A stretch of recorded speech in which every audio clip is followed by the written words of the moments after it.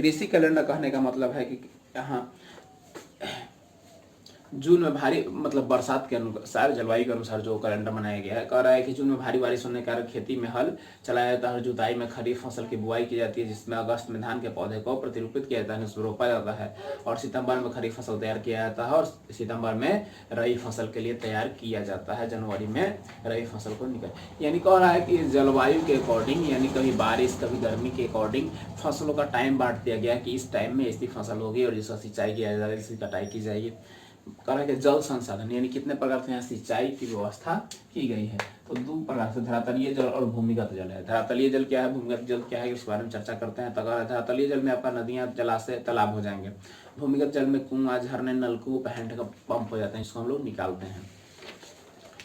कह रहा है कि बिहार में जल संसाधन का उपयोग मुख्य रूप से सिंचाई और औद्योगिक क्रियाओं के लिए किया जाता है। वर्तमान में 95% से अधिक जल का उपयोग सिंचाई के लिए किया जाता है। यानी आज के समय, वर्तमान समय में 95% जल का उपयोग क्या चीज में किया जाता है, सिंचाई में किया जाता है और मात्र 5% ही लोग पीने, धोने, नहाने और के कार्यों में लाते हैं। कह रहा है कि यहाँ कुछ फसलें शीत ऋतु में होती है और मौसम शुष्क होता है। गन्ना, आलू, प्याज इत्यादि की खेती पानी देने की आवश्यकता होती है, जबकि बढ़ती जनसंख्या के कारण अंत्योदय बढ़ाने के लिए, अन्न को बढ़ाने के लिए सिंचाई की आवश्यकता होती है। और बिहार में सिंचाई का मुख्य साधन नहर, कुआं और नलकूप, तालाब और नहर है। इनके बारे में चर्चा करते हैं। तो नहर, कह रहा है कि बिहार में सिंचाई के लिए प्रमुख स्थान किसका है, नहर का है। यानी सबसे ज़्यादा सिंचाई जो होती है वो नहर से होती है।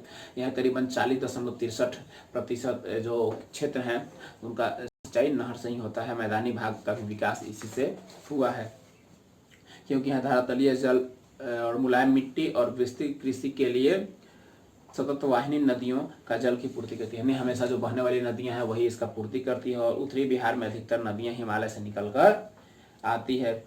जो दक्षिण गंगा के मैदान, छोटा नागपुर पठार से निकलने वाली बरसाती नदियां होती हैं, उसमें जल नहीं रहता है। कुछ ऐसी नदियां भी हैं जो क्या होती है, बरसाती नदियां होती है, बरसात के दिनों में भर जाती है और बाकी दिनों सूखी हो जाती हैं, तो उनसे सिंचाई अच्छी तरीके से नहीं हो पाती है।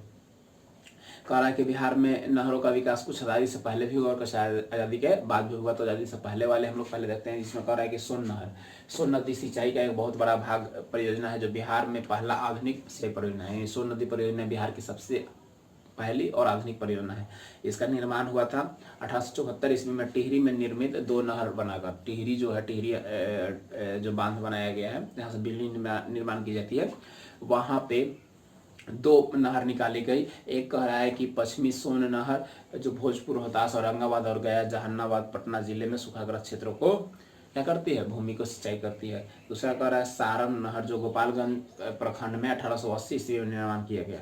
यानी पहला सोन नदी वाला जो नहर निर्माण हुआ। दूसरा कह रहा है सारण नहर। तीसरा कह रहा है गंडक ढाका नहर। ढाका कह रहा है कि ढाका अनुमंडल के तत्कबलिया नदी में एक छोटा सा नहर बनाया गया जो लगभग 30 किलोमीटर लंबा है, जिसमें 4500 भूमि हेक्टेयर सिंचाई की जाती है। आपका रहा त्रिवेणी नहर। इसका निर्माण 1903 ईस्वी में पश्चिमी चंपारण, भारत नेपाल सीमा पर गंडक नदी को त्रिवेणी नामक स्थान पर किया गया था, जिसमें पश्चिमी चंपारण में करीबन 1.25 लाख हेक्टेयर भूमि की सिंचाई की जाती है। यानी समय समय पर क्या किया गया, नहर बनाया गया, नदी का निर्माण, नदियों में से काटकर उसको और सिंचाई के लिए उपयोग किया गया। आज़ादी के बाद की नहरों के बारे में कुछ चर्चा करते हैं। तो कोसी नहर बिहार की शोक नदी कहलाती है। कह रहा है कि कोसी नहर भारत नेपाल सीमा में हनुमान नगर के पास बांध बनाकर 2 नहर निकाला गया, जिसमें पूर्वी कोसी नहर और पश्चिमी कोसी नहर बनाया गया। इसकी कह रहा है कि पूर्वी कोसी नहर की लंबाई 44 किलोमीटर है, जिसमें कह रहा है कि मुरलीगंज नहर, जानकी नहर, पूर्णिया नहर और रिया नहर की 4 शाखाएं विभाजित की गई है। इन शाखाओं से करीबन कह रहा है कि 340 किलोमीटर की भूमि सिंचाई की जाती है। कह रहा है कि पश्चिमी कोसी नहर से 115 किलोमीटर की लंबाई की सिंचाई की जाती है, जो कि दरभंगा जिले के 3 लाख भूमि का सिंचाई करने का काम करता है। यानी नदियों में से जो नहरें निकाली जाती है उससे अलग अलग क्षेत्रों में डाइवर्ट कर दिया जाता है और जिससे सिंचाई अच्छे तरीके से हो पाती है। अब गंडक नहर कह रहा है ये त्रिवेणी नामक स्थान पर जो 85 किलोमीटर लंबा वाल्मीकि नगर के पास 743 किलोमीटर और 760 किलोमीटर लंबा मीटर है लंबा बांध बनाया गया है, जो कि पश्चिमी से तिरहुत नहर और पूर्वी से सारण जिले की ओर निकलती है और वहां पे सिंचाई करने का काम करती है। नलकूप से देखिए, कह रहा है कि सिंचाई के लिए नहर के बाद दूसरा प्रमुख साधन क्या है, नलकूप है। आज़ादी के बाद बिहार में नलकूप की व्यवस्था बराबर नहीं थी, किंतु आज़ादी के बाद, आज़ादी से पहले नहीं थी लेकिन आज़ादी के बाद इस पर लगातार ध्यान दिया गया और नलकूप द्वारा सिंचाई करने वाला समस्तीपुर और सीतामढ़ी जिले प्रमुख स्थान पर आते हैं। कुआं कह रहा है कि बिहार राज्य में कुआं का उपयोग प्राचीन काल से हुआ है लेकिन अब इसका प्रचलन कम हो गया है, यानी कुआं में मेहनत ज़्यादा है इसलिए अब इसका प्रचलन कम हो गया है। कह रहा है कि यहाँ मात्र 2% ही लोग क्या करते हैं, कुएं के माध्यम से सिंचाई करते हैं, जिसमें कह रहा है कि दरभंगा, मधुबनी, पश्चिमी चंपारण प्रमुख स्थान, मतलब ये सभी क्षेत्र आते हैं। अब तालाब द्वारा सिंचाई करना एवं अन्य कार्य के उपयोग के लिए हमारे यहाँ पुरानी पद्धति है, गांव और नगर में नदी नहीं होती थी तो वहाँ पूजा पाठ एवं धार्मिक संस्कार के लिए तालाबों का प्रयोग करते थे। बिहार में छठ प्रमुख पर्व है जो तालाबों में और नदियों में किया जाता है। बिहार में 2 प्रकार के तालाब की सुविधा होती है, एक रहा है बाढ़ग्रस्त क्षेत्रों में और एक रहा है कृत्रिम तालाब। यानी एक वैसा तालाब होता है जहाँ बाढ़ आती है वहां बन जाता है और एक कृत्रिम रूप से हम लोग तैयार करते हैं। कह रहा है भारत में 9% कृषि योग्य सिंचाई भूमि तालाबों से की जाती है, पूरे भारत में 9% क्षेत्र जो है तालाबों से सिंचाई की जाती है, जो कि बिहार में 2.10% की जाती है। अन्य साधन में कह रहा है कि पाइन, आहड़, झील, पोखर, कृत्रिम झील, ढेकू और मोट के माध्यम से भी, और पाइन के माध्यम और आहर प्रमुख है, पाइन और आहर क्या है, प्रमुख है, जिससे भी सिंचाई की जाती है। जिसमें कह रहा है रोहतास, गया, जहानाबाद, नवादा, पटना जिला ये सब क्षेत्र आते हैं जो छोटे मोटे नदियों से नहर पाइन निकालकर पोखर बनाकर किया जाता है। अब नदी घाटी परियोजना के बारे में हमें कुछ जिक्र करना है। कुछ नदी घाटी परियोजना है जिसमें सोन नदी घाटी है, गंडक है, कोसी है, दुर्गावती है, चंदन बहुआ है, बागमती है और बरनाड जलाशय परियोजना। इसमें कुछ प्रमुख है जिसके बारे में हम लोग चर्चा करेंगे। कह रहा है कि सोन नदी परियोजना, सोन नदी परियोजना बिहार की सबसे बड़ी पुरानी परियोजना है। इसका निर्माण कह रहा है कि अंग्रेज सरकार ने किया था 1874 ईस्वी में। याद रखिएगा, ऑब्जेक्टिव में पूछता है कि 1874 में सोन नदी परियोजना का निर्माण हुआ है। डेहरी के पास पूर्व और पश्चिम की ओर नहरें निकालकर 130 किलोमीटर लंबी पटना जिला और गया जिला की शाखाओं और उप शाखाओं में बांट दिया गया। शाखा यानी उप शाखा यानी बड़ी नहरें और छोटी नहरों में बांट दिया गया, जिससे करीबन 4.5 लाख हेक्टेयर भूमि की सिंचाई की जाती है। और इसी कारण करा कि बिहार के पश्चिमी क्षेत्र में प्रति हेक्टेयर काफी उत्पादन बढ़ गया, जिसके कारण इसे चावल की खेती अधिक होती है। इस कारण बिहार को चावल का कटोरा कहा जाता है। इन नहरों से सिंचाई के उत्पादन में वृद्धि हो गई क्योंकि जल मतलब आपूर्ति की कमी नहीं हुई, इस कारण इसे क्या कहते हैं, चावल का कटोरा कहते हैं। ये परियोजना विद्युत उत्पादन और गृह शक्ति के लिए भी काम में लाया जाता है। जैसे कहा है कि पश्चिम नहर में टेहरी के पास 6.6 मेगावाट गृह का उत्पादन किया गया और इसे नवीकरण करने का विचार किया जा रहा है। और सोन नदी में इंद्रपुरी में भी बांध बनाकर 450 मेगावाट बिजली का उत्पादन किया जा रहा है। यानी नहरों के निर्माण करने से 2 फायदे होते हैं, कुछ सिंचाई के लिए भूमि चल जाती है, दूसरा है कि बिजली निर्माण भी हो जाता है।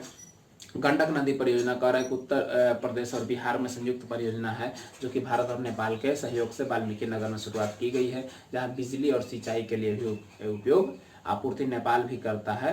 कह रहा है कि इसका निर्माण भैंसा लोटन टोला नामक स्थान पर किया गया है। इसमें कह रहा है कि इसमें 3 नहर की प्रणाली बिहार में गोपालगंज, सारण और सिवान में करीबन 4 लाख भूमि की सिंचाई भी करती है। वाल्मीकि के पूर्व और पश्चिम नहर निकलती है जो तिरहुत नहर कहा जाता है। यानी वाल्मीकि नगर से पूर्व और पश्चिम की ओर जो नहर निकलती है उस नहर को तिरहुत नहर हम लोग कहते हैं।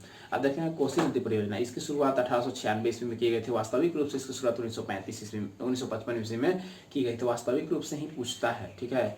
कल्पना की गई थी 1896 में, लेकिन वास्तविक रूप से जो है वही क्वेश्चन पूछता है कि तो 1855 होगा, ठीक है। भारत में और नेपाल और बिहार सरकार के सामूहिक प्रयास से यह परियोजना शुरुआत की गई और उपजाऊ भूमि को बर्बादी और क्षतिग्रस्त और भयानक बाढ़ को रोकने के लिए परियोजना का शुरुआत किया गया, जिस पर नियंत्रण बिहार नेपाल सीमा के हनुमान नगर नामक बैराज का निर्माण किया गया और बाढ़ नियंत्रण के लिए दोनों ओर से तटबंध का निर्माण किया गया।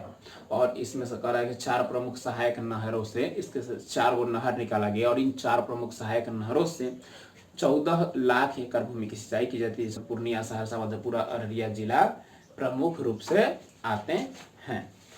यानी इन सभी चीज़ों से ऐसे निर्माण किया जाता है, बांध बनाकर, नहर निकालकर, पाइन निकालकर, छोटी शाखाएं में बड़ी शाखाएं, यानी बड़ी नहर छोटी नहर निकाला जाता है।